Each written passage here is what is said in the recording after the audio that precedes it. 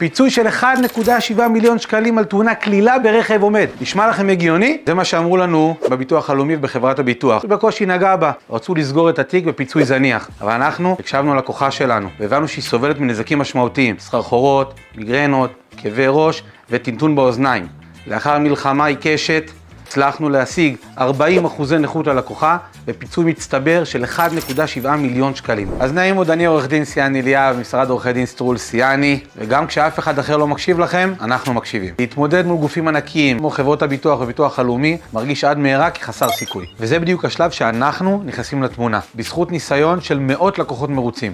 התמודדות עם תביעות מכל סוג, מיצוי זכויות במקרים הקשים ביותר, בעיקר בזכות ההקשבה שלנו אליכם. אנחנו הופכים את הסיכויים ומשיגים לכם הסכמי פיצוי שבהתחלה נראים לא הגיוניים.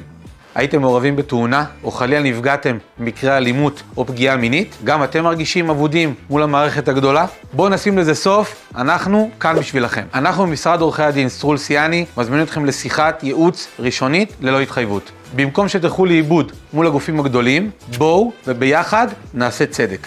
לחצו על הכפתור, השאירו פרטים ואנחנו כבר נחזור אליכם.